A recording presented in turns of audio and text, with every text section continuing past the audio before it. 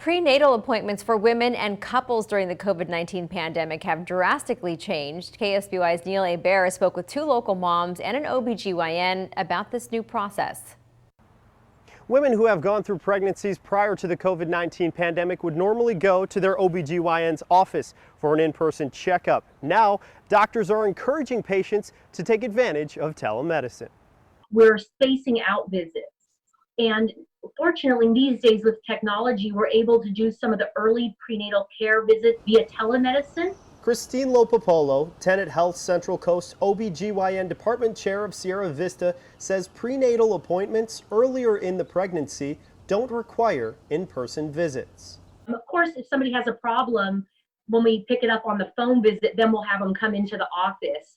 But a lot of the early stuff is education and not so much that we're doing a physical exam or something that requires them being here. For Brandy Marquardt, who just had a child last Tuesday, some of her appointments were via telemedicine. I felt like it was a little bit more convenient to be able to check in that way. I had a really easy pregnancy, so I didn't have complications or anything like that. So I felt comfortable with that. For Mercedes McLaughlin, who had her baby in January, she went through a quote-unquote normal pregnancy and had all in-person appointments. Near the end of my pregnancy, I actually delivered early because I was diagnosed with hypertension due to my pregnancy. And if I wouldn't have been going into the doctor's office and having them take my blood pressure, that we wouldn't have known that. And then it puts the baby at a higher risk. Going forward, Lopapolo says telemedicine will be beneficial to those who use it. Especially in gynecology, it'd be nice to continue